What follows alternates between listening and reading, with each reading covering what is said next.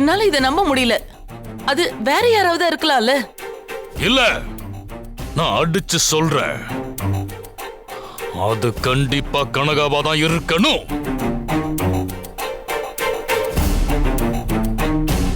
மாயா, நீ என்ன சொல்ற?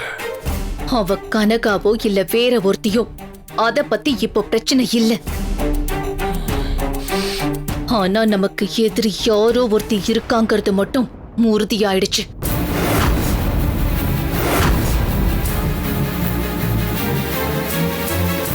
நீங்க சொன்னபடியே பண்ணிடலாம். சரிங்களா? பூஜை நல்லபடியா முடிஞ்சது. இதுல எனக்கு ரொம்ப சந்தோஷம். சரிங்க சார். அடுத்த பூஜையும் நம்ம வேகமா முடியலாம். எல்லாமே பண்ணிடலாம். அதுக்கு நீங்க தான் எல்லாம் ரெடி பண்ணணும். இவர் எதுக்கு எல்லாத்தையும் மறைச்சுக்கிட்டு இருக்காரு?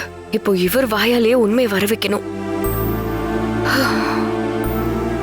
நீங்க சொன்ன அத்தனையும் அப்படியே பண்ணிடலாம். ஏய் துர்கா, துர்கா, பார்த்து வர மாட்டியா? என்ன நினைச்சிட்டு இருக்க நீ? அகிலா, என்னன்னு போய் பார்க்கலாம் வா.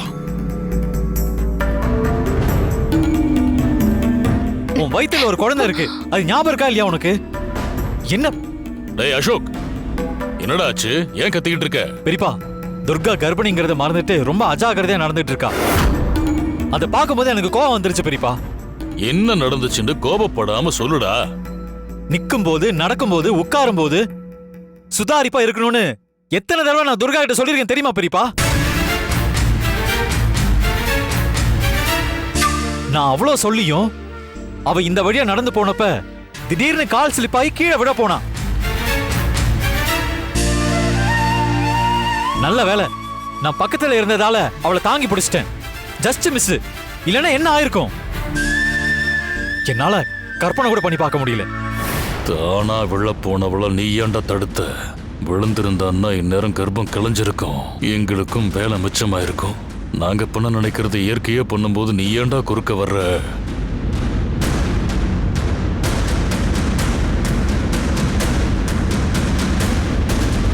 என்ன பெரியப்பா, நீங்க என்ன யோசிச்சுட்டு இருக்கீங்க?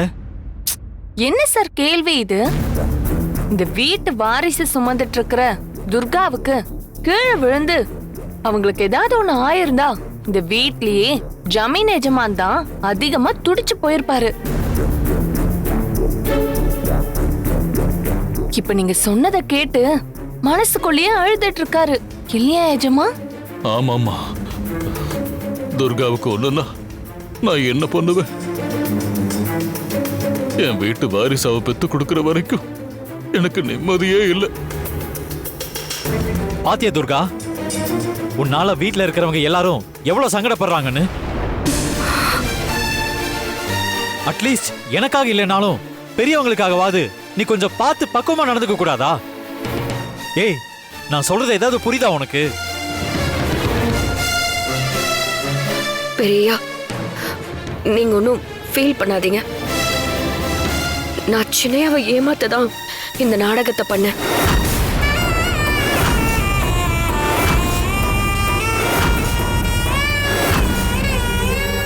என்னது நாடகமா? இவன் நம்மள மிஞ்சின ஆளா இருப்பா போல இருக்கு. ஏய், என்ன சொல்ற? என்ன உளறிட்டு இருக்க நீ? உளறல சின்னையா, உண்மையதான் சொல்றேன். நான் ஒண்ணு கீழே விழல, சும்மா விழுந்த மாதிரி நடிச்சேன். என்ன விழுந்த மாதிரி நடிச்சியா? ஏன் அப்படி பண்ண? ஆமா சின்னையா, இந்த சின்ன விஷயத்துக்கே நீங்க இவ்ளோ கோவப்படுறீங்களே, அது ஏன்? எனக்கு எதுவும் ஆயிருமோ, இல்ல என் வயித்துல இருக்கிற குழந்தைக்கு ஏதோ ஆயிருமோன்னு பயப்படுறீங்களே, அது ஏன்? இல்ல, அது இங்க பாரு, எல்லா ஹஸ்பண்ட் மாதிரி தான் நானும் இருக்கேன். அதுல என்ன தப்பு இப்போ? இல்ல சின்னையா, நீங்க யதார்த்தமா இல்ல. நானும் இந்த பூஜை ஆரம்பிச்சதுல இருந்தே பார்த்துட்டு தான் இருக்கேன். எனக்கு ஏதோ ஆயிடக்கூடாதுங்கிறதுல நீங்க எல்லாரும் அவ்வளவு அக்கறையா இருக்கீங்க. ஆனா அது ஏன்னு தான் எனக்கு புரிய மாட்டேங்குது. இல்ல, நான் வெளிப்படையாவே கேக்குறேன், எனக்கும் என் குழந்தைக்கும் அப்படி என்னதான் பிரச்சனை?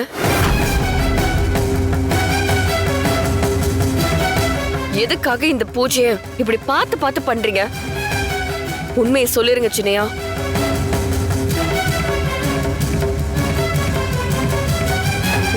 என்ன சின்னையா, நீங்களும் எதுவும் பேச மாட்டேங்கிறீங்க? இந்த கேள்விய நான் கௌரி கிட்டயும் கேட்டேன், ஆச்சாரியார் ஐயா கிட்டயும் நான் கேட்டேன். ஆனா அவங்களும் எதுவுமே சொல்ல மாட்டேங்கிறாங்க. அதான் உங்க எல்லார்கிட்டயும் உண்மையை கேட்டு தெரிஞ்சுக்கணும்னு இப்படி நடந்துகிட்டேன். ஓ, இதுதான் விஷயமா? இதுக்குதான் இவ்ளோ நாடகம் ஆடினியா? துர்கா, உங்ககிட்ட எத்தனை தடவைமா சொல்றது? கர்ப்பமா இருக்கிறவங்களுக்கு வளகாப்பு பண்ற மாதிரி தான் இந்த கற்ப ரச்சாம்பிகை பூஜை பண்றதும். இது ஒரு சாதாரண சடங்கு தாம்மா, அதை தாண்டி ஒன்றும் இல்லை. இல்லங்கய்யா, பொய் சொல்லாதீங்க. நீங்க சாமி மேல சத்தியம் பண்ணப்ப கூட நீங்க சொன்னதை நான் நம்பினேன். ஆனா கௌரி வந்து எல்லாத்தையும் என்கிட்ட சொல்லிட்டா தெரியுமா? இல்ல சித்தப்பா, நான் எதுவுமே சொல்லல. பொய் சொல்லாத கௌரி. 5வது பூஜை முடிஞ்ச பின்னாடி எல்லா உண்மையும் சொல்றதா சொன்ன, இப்ப மாத்தி பேசுற. ஓ அதுவா? நீ கொஞ்ச நேரத்துக்கு முன்னாடி பூஜைய பத்தி பேசிட்டு இருந்த. உன்னை சமாதானப்படுத்தணுங்கிறதுக்காக நான் அப்படி ஒரு பொய் சொன்னேன். மத்தபடி நீ நினைக்கிற மாதிரி எனக்கு எதுவும் தெரியாது. நான் நம்ப மாட்டேன். எல்லாரும் ஒன்னா சேர்ந்துக்கிட்டு என்ன ஏமாத்துறீங்க. ஐயோ, நீங்க என்கிட்ட உண்மையை சொன்னா மட்டும்தான் இந்த பூஜையில நான் உட்காருவேன்.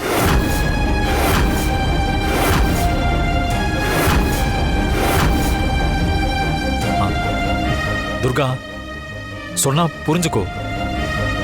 அதெல்லாம் இப்ப பேசிட்டு இருக்க நேரம் இல்ல. இன்னும் கொஞ்ச நேரத்துல அடுத்த பூஜை பண்றதுக்கு துவாரக ருக்மணி வரப்போறாங்க. அந்த பூஜையும் நல்லபடியா முடியட்டும். அதுக்கப்புறம் நாம இதை பத்தி பேசிக்கலாமே. ஆமா துர்கா, பொழுது இறங்க போகுது. அதுக்குள்ள அடுத்த பூஜையை முடிச்சாகணும். அதுதான் உனக்கும் உன் குழந்தைக்கும் நல்லது.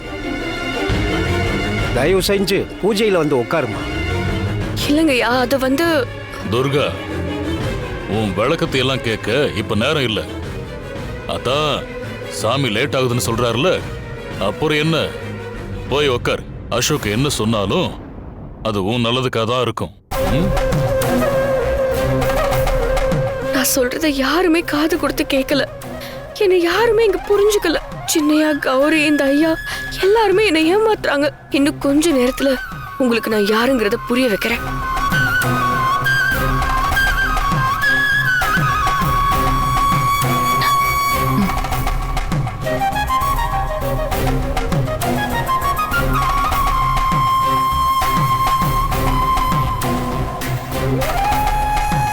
சாமி, நீங்க சொன்னது சரிதான். நீங்க சொன்னது போலவே நம்ம மேலேயும் இந்த பூஜை மேலேயும் துர்காவுக்கு சந்தேகம் வந்துருச்சு. இதுக்கு மேல ரொம்ப கஷ்டம். நீங்க இப்பவே அடுத்த கட்ட பூஜைக்கான வேலையை ஆரம்பிச்சிருங்க. துவாரக ருக்மணி இப்ப வந்துடுவாங்க. துர்கா மனசு மாறுறதுக்குள்ள எப்படியாச்சும் இந்த பூஜையை முடிச்சிடலாம். சரிப்பா.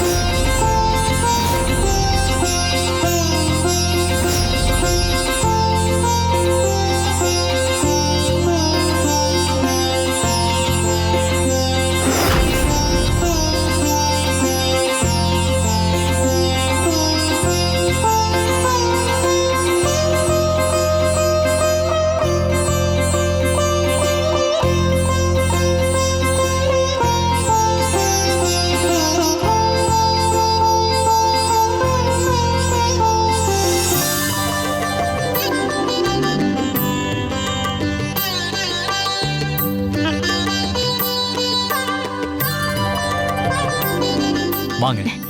வணக்கம். அக்கா, ஆரத்தி எடுங்க.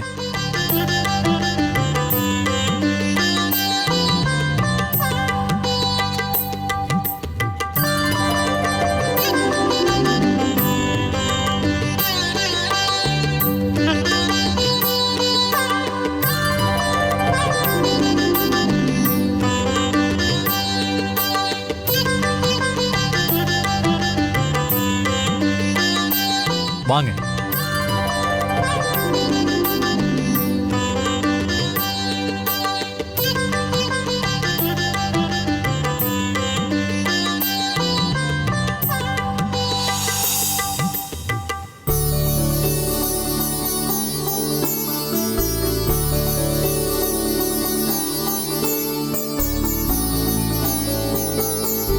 என்னோட அழைப்பை ஏத்துக்கிட்டு நீங்க இங்க வந்ததெல்லாம் ரொம்ப சந்தோஷம்.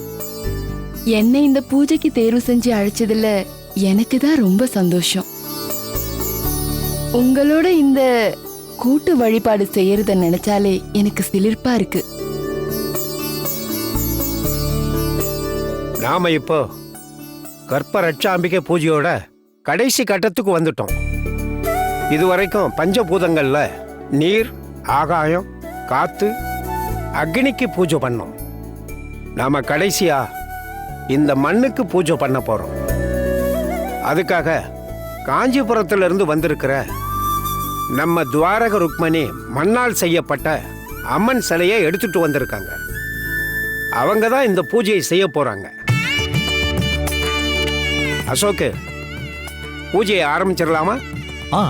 சரிங்க சாமி. கௌரி, சித்தப்பா. போய் துர்காவை கூட்டிட்டு வா. சரி. அம்மா, அம்மன் கிட்ட சிலையை வைங்க.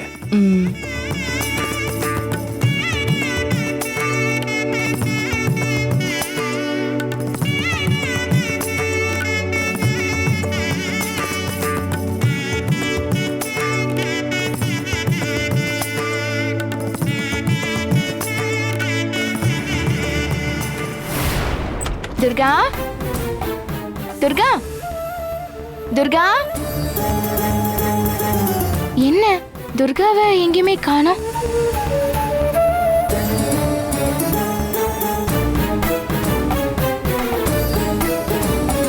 சித்தப்பா, எங்க துர்கா? சித்தப்பா, துர்காவை காணோம். என்ன காணோமா? ஆமா சித்தப்பா, வீட்ல எல்லா இடத்துலயுமே தேடி பார்த்துட்டேன். அவ எங்கன்னே தெரியல. என்னம்மா இப்படி சொல்ற? துர்கா இல்லாம இந்த பூஜையை பண்ண முடியாதுமா.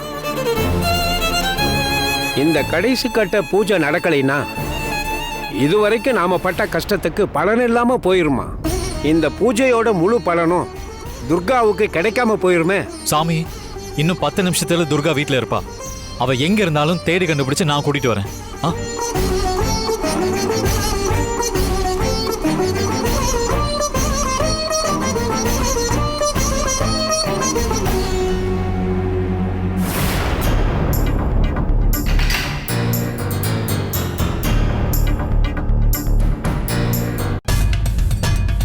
மாயா, கண்டிப்பா இந்த கடைசி பூஜை நடக்காது. ஆமா மாயா, துர்கா எங்கேயோ ஓடி போயிட்டா. அவ வீட்லயே இல்ல. இந்த பூஜை எதுக்காக நடக்குதுன்னு அசோக் கிட்ட கோபப்பட்ட துர்கா அந்த கோபத்துல வீட்டை விட்டு வெளியில போயிட்டா. பூஜை நேரம் முடியற வரைக்கும் அவ திரும்ப வராம இருந்தா போதும். அப்புறம் தானா முனிவர் சாபம் பலிச்சு அவ கரு களைஞ்சு போகும். கவலைப்படாதீங்க, பூஜை நேரம் முடிஞ்சதுக்கு அப்புறமும் துர்கா திரும்ப வரமாட்டா. மாயா, அப்ப இதெல்லாம் உன்னோட வேலையா? ஆமா. எப்படி? என்ன பண்ண?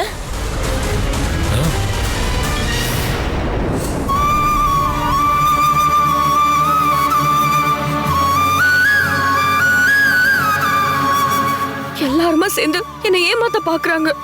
இந்த வீட்ல நானும் ஒருத்தி தானே. அப்புறம் எதுக்காக என்கிட்ட இருந்து உண்மையை மறைக்கணும்? என்ன காரணத்துக்காக இந்த பூஜை நடக்குதுன்னு கேட்டா எல்லாரும் மூடி மறைக்கிறாங்க. கௌரி என்னடானா பூஜை முடிஞ்சதுக்கு அப்புறம் சொல்றேன்னு சொல்றா. நான் என்ன சின்ன பிள்ளையா? எனக்கு நல்லது கெட்டது தெரியாதா? இந்த பூஜை எதுக்காக நடக்குதுன்னு நான் ஏன் அவங்க கிட்ட கேட்கணும்? என்னால கண்டுபிடிக்க முடியாதா என்ன? உண்மையை நானே கண்டுபிடிக்கிறேன்.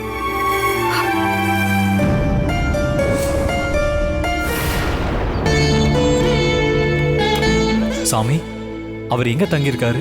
குணவாங்கி மடத்துல இப்ப முனிவர் தங்கி இருக்காரு. அவரை போய் பார்த்து அதை கொடுத்துருங்க. அவர் இதை வீட்டில் விட்டுட்டு வந்ததுக்கான காரணத்தை தெரிஞ்சுக்கிட்டு அவர்கிட்ட ஆசீர்வாதம் வாங்கிட்டு வாங்க. ஆ. அப்புறம் முனிவரை பார்க்கும்போது நீங்கள் மட்டும் தனியாக போங்க. உங்கள் சம்சாரத்தை கூட்டிகிட்டு போகாதீங்க. அந்த சாமியார் தான் சின்னையாவை இன்னொரு சாமியார நீங்க மட்டும் தனியா போய் பாருங்கன்னு சொல்லி அனுப்புனாரு. அவரை பார்த்துட்டு வந்ததுக்கு அப்புறம் தான் சின்னையா இந்த பூஜைக்கே ஏற்பாடு பண்ணாரு. சின்னையா கடைசியா பார்த்த அந்த சாமியார நாம ஏன் பார்க்க கூடாது? அவரை பார்த்தா எல்லா உண்மையும் சொல்லிட போறாரு. அவரை சின்னையா போய் பார்த்த இடத்துலதான் இந்த சாமியாரும் இருப்பாருன்னு நினைக்கிறேன். நாம போய் அவரை பார்க்கலாம்.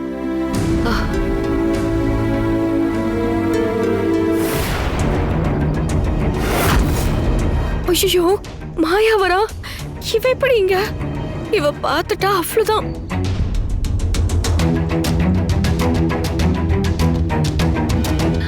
துர்கா, துர்கா, வெளியில வா.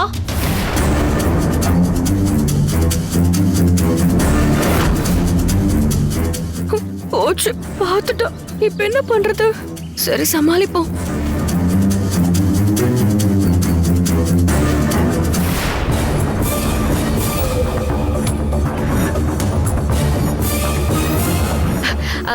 என்ன மாயா, நீ என்ன இந்த பக்கம்? அத நான் கேட்கணும். நீ எங்க போயிட்டு இருக்க? அது சும்மாதான். இந்த பக்கம் காலார நடந்து வந்தேன். என்ன காலார நடந்து வந்தியா? இதானே வேண்டாங்கிறது. வீட்ல பூஜை நடந்துட்டு இருக்கு, நீ தனியா கிளம்பி வந்திருக்கன்னா ஏதோ ஒரு பிரச்சனைன்னு எனக்கு தெரியுது. என்கிட்டயே மறைக்க பாக்குறியா? என்ன துர்கா, என்ன பிரச்சனை? பிரச்சனையா? அதெல்லாம் ஒண்ணு இல்ல மாயா. உன்னோட வாய் மட்டும்தான் அப்படி சொல்லுது, ஆனா உன் முகம் அப்படி சொல்லல. எதுனாலும் என்கிட்ட தயங்காம சொல்லு துர்கா, அப்பதானே என்னால உனக்கு உதவி பண்ண முடியும்.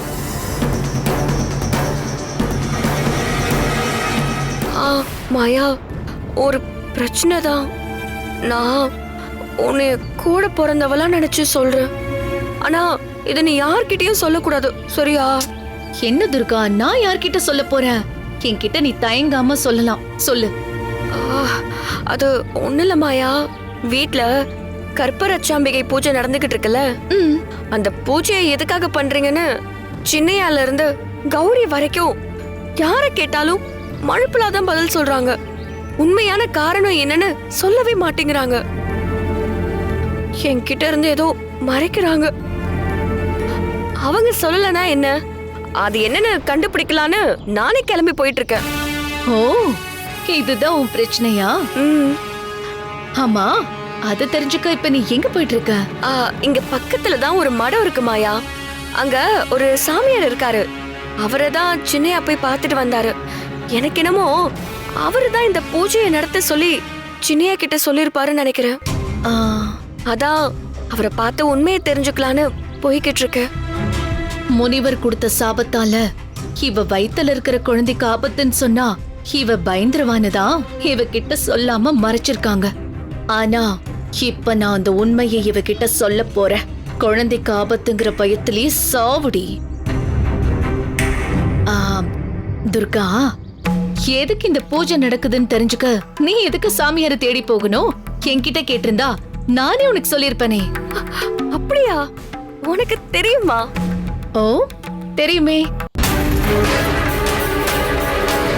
அன்னைக்கு வீட்டுக்கு வந்து சாப்பாடு கேட்ட முனிவருக்கு நீ சாப்பாடு கொடுக்க தாமதம் ஆயிடுச்சு போல இருக்கு.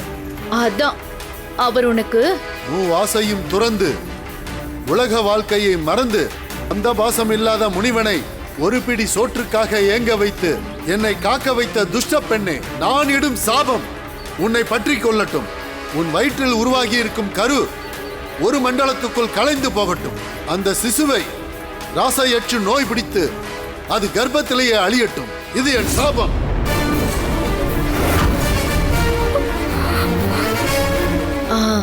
அந்த சாபத்தால உன் வயித்துல இருக்கிற குழந்தை உயிருக்கு கண்டம் இருக்கு.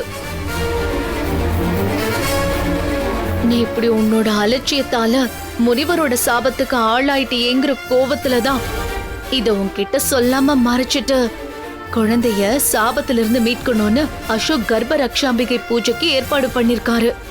ஐயோ கடவுளே, இது என்ன சோதனை? அன்னைக்கு வீட்டுக்கு வந்த முனிவருக்கு அன்னம் கொடுக்க நான் ஒன்னும் தாமதிக்கலையே. அவரு கேட்ட உடனே வீட்டுக்குள்ள போய் சாப்பாடு எடுத்துட்டு வந்தேன். ஆனா நான் வரப்ப அவருதான் அங்க இல்ல. உனக்கே தெரியாம நீ லேட் பண்ணிருப்ப. அதனாலதான் அவர் கோவப்பட்டு போயிருப்பாரு. அவர் சாபம் கொடுத்ததுக்கு அடையாளமாதான் அவரோட ருத்ராட்ச மாலைய போட்டிருந்த தண்டத்தை வீட்டு வாசல்லயே நட்டு வச்சுட்டு போயிருக்காரு.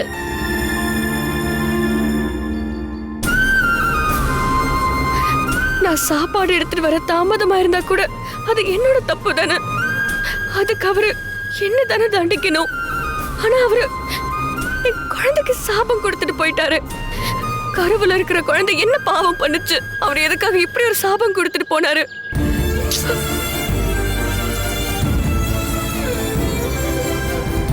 இல்ல, நான் தான் அவசரப்பட்டுட்டேன். நான் வீட்டை விட்டு வந்திருக்கவே கூடாது. சின்னையா நடத்துற இந்த பூஜை நல்லபடியா நடந்து முடிஞ்சாதான் என் குழந்தை உயிர் கண்டத்துல இருந்து தப்பிக்கும். இந்நேரம் என்ன காணாம சின்னையா தேடிக்கிட்டு இருப்பாரு. நான் உடனே வீட்டுக்கு போய் ஆகணும். போய் பூஜையில கலந்துக்கணும். சரி மாயா, நான் உடனே கிளம்புறேன். போ.